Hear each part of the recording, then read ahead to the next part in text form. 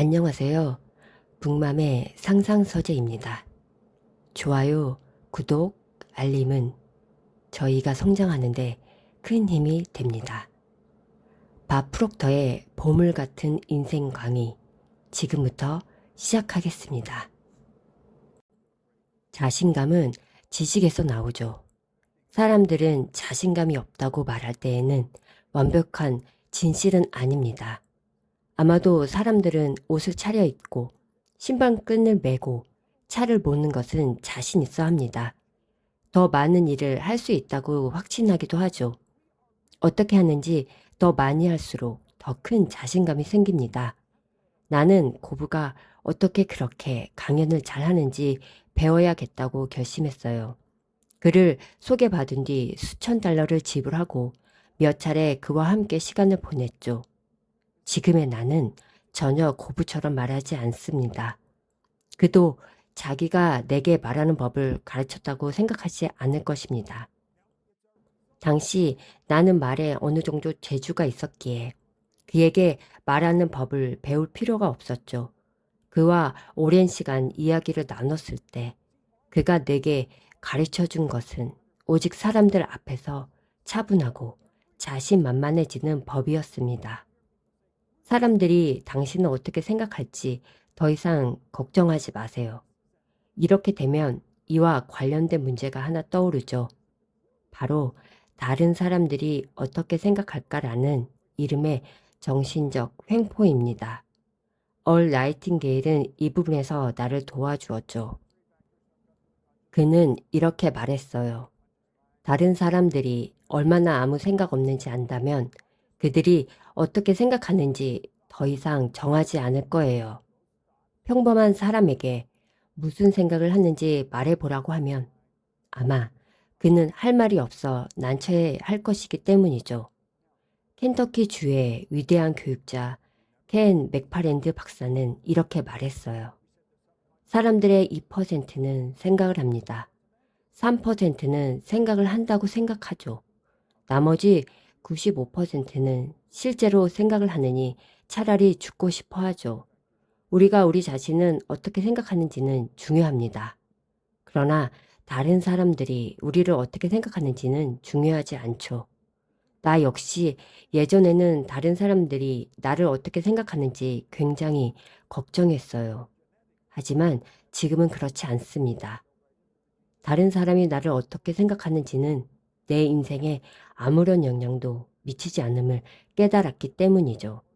내가 나를 어떻게 생각하는지가 가장 중요하죠.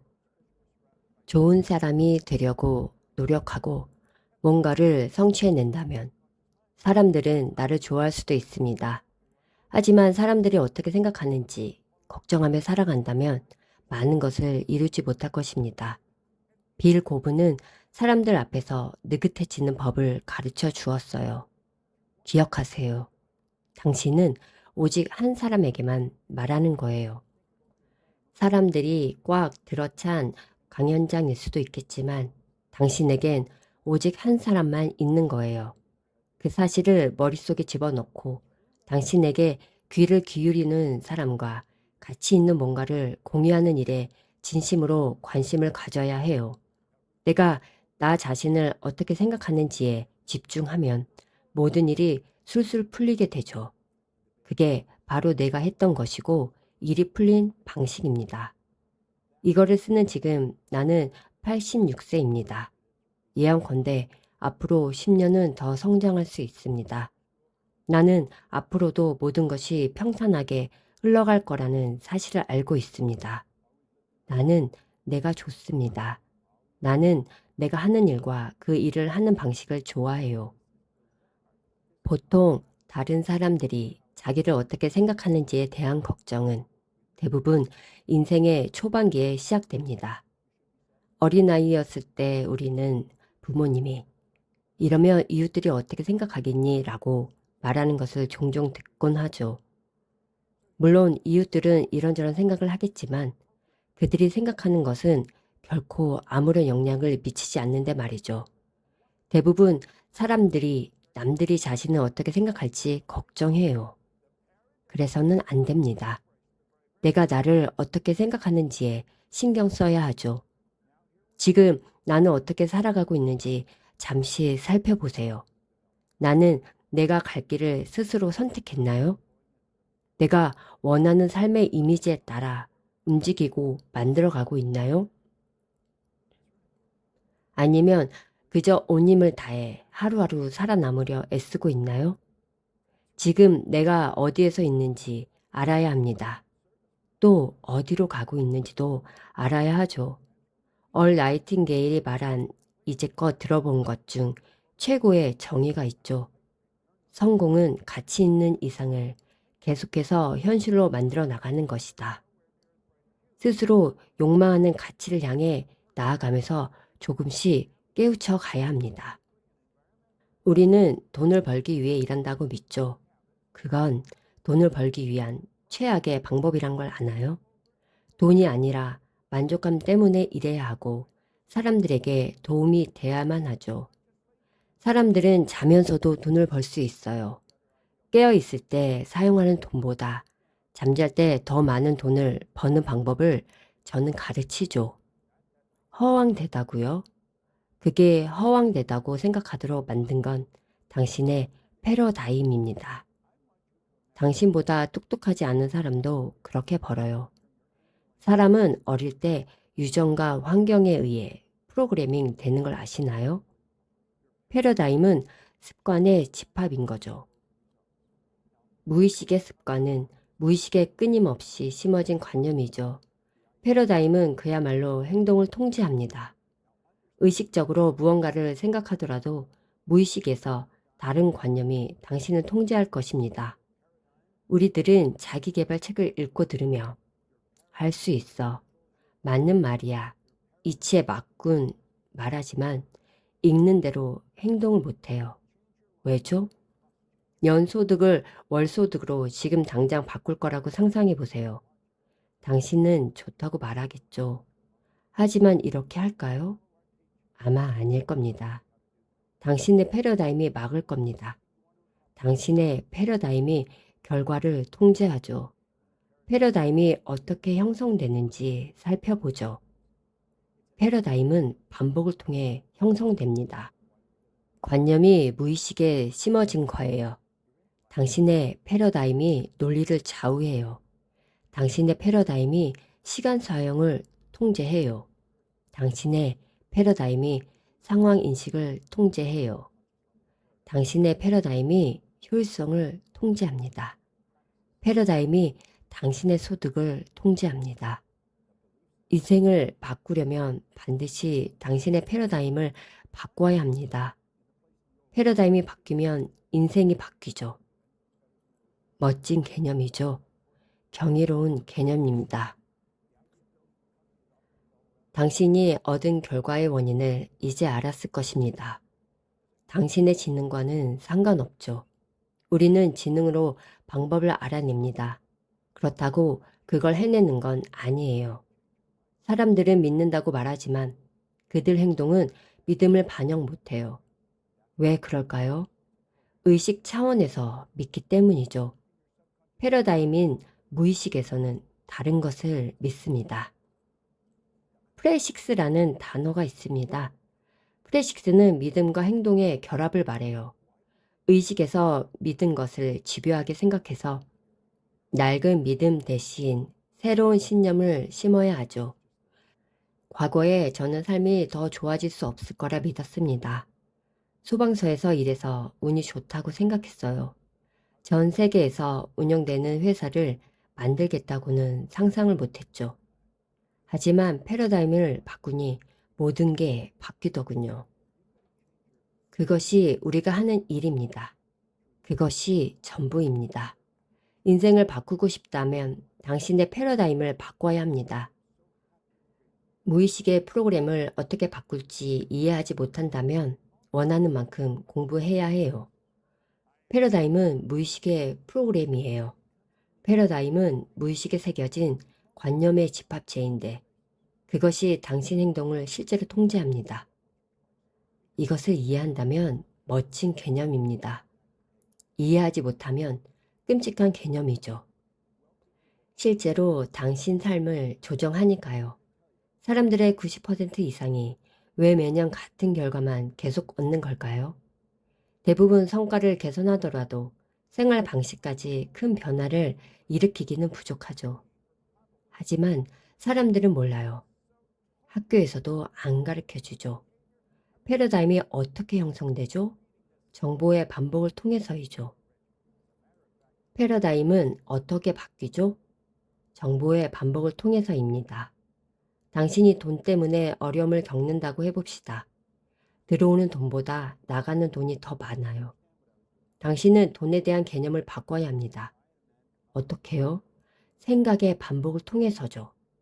여기서 확언이 등장합니다. 제가 수년간 써온 확언을 말씀드리죠. 나는 지금 너무 행복하고 감사하다. 다양한 경로를 통해 지속적으로 점점 더 많은 돈이 들어온다.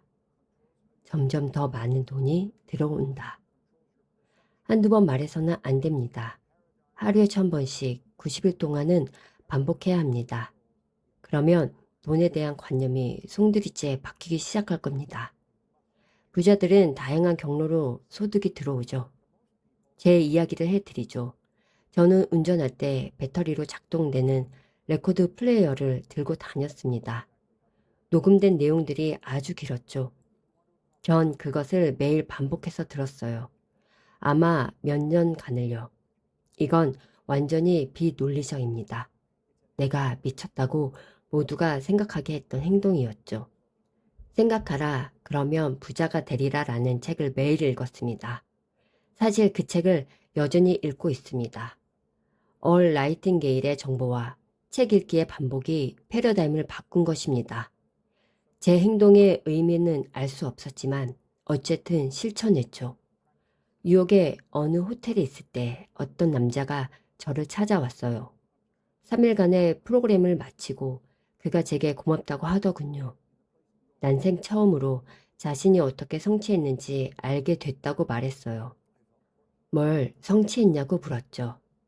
1957년 멜버른 올림픽에 10종 경기에서 금메달을 땄다고 하더군요. 그렇습니다. 밀턴 캠벨입니다. 자신이 어떻게 이뤘는지 알지 못했다더군요. 그는 세계 최고 선수였지만 그걸 어떻게 이뤘는지 몰랐죠. 큰 성공을 이룬 대다수는 그것을 이뤄낸 것을 설명 못해요. 성공 이유는 제 프로그래밍으로 패러다임을 바꿨기 때문입니다. 그들은 이유를 몰랐지만 해냈죠. 대부분 패러다임이 뭔지 모르고 그걸 이해하지 못하니까 그렇게 현재에 갇히게 되는 거죠. 얼마나 열심히 일했는지, 얼마나 많은 시간을 보냈는지는 중요하지 않습니다. 패러다임이 변하지 않는다면 1년 동안 결과는 변하지 않죠. 이렇게 예를 들어 볼게요. 내가 상대방에게 핸드폰으로 전화를 하기 위해선 먼저 같은 주파수를 맞춰야 합니다. 이렇게 주파수가 연결되는 순간 전화 통화가 연결이 되죠. 또한 내가 사진을 찍고 메시지로 전송을 누르면 버튼을 누름과 동시에 상대방은 그 사진을 받게 되죠. 이게 주파수에 대한 기본적 이해입니다. 이걸 듣는 모든 사람들이 핸드폰의 주파수는 쉽게 이해를 합니다. 하지만 삶에 관한 주파수를 말하면 사람들이 이해하려 하지 않죠. 우리는 이걸 이해하려고 해볼 거예요. 이 선들이 진동의 레벨을 나타내고 모든 진동은 주파수를 가지고 있습니다. 마찬가지로 생각도 주파수를 가지고 있죠. 우리의 생각은 에너지입니다. 아래에 있는 선 위로 당신의 생각이 주파수로 잡혀 있다면 얻게 되는 결과도 같은 선에 존재하게 되죠.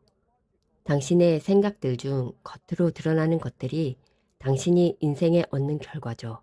즉, 우리는 우리가 생각하는 대로 되는 것입니다. 당신의 목표가 높은 선이라고 가정해보죠. 당신의 아래쪽 선에 있고 원하는 목표는 저 위에 있어요. 어떻게 가야 할까요? 일단 행동을 하겠다는 결정을 내려야겠죠. 하지만 일반적으로 사람들은 이렇게 이유를 만들어냅니다. 내가 돈만 있으면 바로 도전한다. 내가 돈을 얻는 순간 내 사업을 시작해 볼 거야. 그렇게 행동 전에 무언가를 원하지만 결국 같은 생각에 갇혀 가지지 못하게 될 테고, 그렇게 결정권은 점점 사라지고 결국 목표마저도 사라지게 되는 거죠. 그래 놓고 돈이 없어서 할 수 없었다고 핑계를 댑니다. 하지만 돈은 절대 문제가 아니죠. 즉, 우리는 이 아래의 주파수에 맞는 생각을 하며 살아가는데, 원하는 인생은 위쪽 주파수를 가지고 있습니다. 즉, 높은 주파수에 있는 모든 것들은 낮은 주파수의 생각으로는 절대 가지지 못하죠. 즉, 원하는 것을 가지기 위해선 원하는 것과 같은 주파수에서 생각을 해야 합니다. 그러니 결정을 내려야겠죠. 주파수를 바꾸겠다는 확고한 결정, 그렇게 확고한 결정을 내리는 순간 모든 것이 바뀌기 시작할 것입니다. 되고 싶어 하던 사람처럼 생각하고 행동하게 될 테니까요. 낮은 주파수에서 생각하는 걸 멈추고 높은 주파수에서 생각을 하세요. 그 생각은 반드시 결과를 만들어낼 것입니다. 즉, 원하는 것이 성공의 전제 조건이죠. 돈이 있고 없고는 중요하지 않아요. 주파수를 바꿀 정도로 간절히 원하는 것이 더 중요합니다. 정말 간절히 원한다면 얻게 될 것이고, 또한 원하는 게 무엇인지 자세히 살펴봐야 합니다. 단지 돈을 더 원한다는 것만으로는 충분하지 않아요. 정확히 얼마만큼의 돈을 원하는지를 알아야 해요. 원하는 게 무엇인지 정확히 알아야 합니다. 그렇지만 정확한 방법을 먼저 이해할 필요는 없어요. 지구 반대편에 있는 사람에게 문자로 사진을 보냈는데 법칙까지 이해할 필요가 없는 것처럼 말이죠. 그저 보내는 방법만 알면 됩니다. 당신은 원하는 것과 주파수를 맞추는 것에만 집중하세요. 원하는 것들을 적고 자주 보이는 곳에 두고 볼 때마다 소리내어 읽어보세요. 큰 사진을 만들어서 집에 붙여놔도 좋습니다. 모든 걸 이루는 것은 원하는 것으로 시작하니까요. 다른 사람이 했다면 당신도 할 수 있어요. 나도 이렇게 했으니까요. 당신도 할 수 있습니다. 이걸 듣는 누구나 할 수 있어요. 원하는 건 세상에서 가장 중요한 것 중 하나입니다. 당신이 원하는 것을 얻을 자원이 있든 없든 그건 중요하지 않습니다. 원하는 것을 얻게 도와줄 사람이 있든 없든 그것도 중요하지 않습니다. 처음 듣는 사람들에겐 내 말이 터무니없게 들릴 수 있습니다. 방법을 알아야 하지 않나요? 아니요, 알 필요 없죠. 돈은 이미 어디에나 있거든요. 그리고 당신의 생각에 돈과 주파수가 맞을 때 당신에게 쏟아질 것입니다. 돈은 자신이 초대되는 곳과 환영받는 위치로 항상 움직이니까요. 대부분의 돈 없는 사람들은 돈에 대해 이야기할 때 돈은 세상에서 가장 나쁜 것처럼 말합니다. 정말 돈 질린다 질려. 난 왜 돈이 충분한 적이 없냐? 그렇게 돈에 대해 화만 내죠. 돈에 대한 자신의 태도를 바꿔야 합니다. 정말 어리석게 들릴 수도 있겠지요. 돈을 버는 법을 물어봤는데 돈에 대한 태도나 바꾸라고 하니까요. 태도가 뭔지도 모르겠고 그 이상의 뭔가가 필요할 것 같죠? 그런데 내가 여지껏 바꾼 건 태도 하나입니다. 그게 정말 강력한 도구거든요. 그리고 이게 성공하는 사람들이 결정하는 태도를 빠르게 바꾸는 이유입니다. 당신도 이걸 마음에 새겨야 합니다. 모든 부분을 이해하려고 하지 마세요. 그냥 먼저 받아들이세요. 내가 정말로 뭔가를 정확히 원하고 그걸 위한 결정을 내리면 당신의 두뇌도 주파수를 바꿔서 생각을 하게 되고 그렇게 방법을 찾게 될 것입니다. 그 방법은 상위 주파수에 숨어 있으니까요. 상위 주파수와 조화를 이루어야 하는 것이지요. 그렇지 않으면 절대 방법을 찾지 못할 것입니다. 이게 내가 주파수를 바꾸라 말하는 이유입니다. 얻는 방법은 그 후에 알게 될 테니까요. 방법을 얻으려 말고 먼저 주파수를 바꾸세요.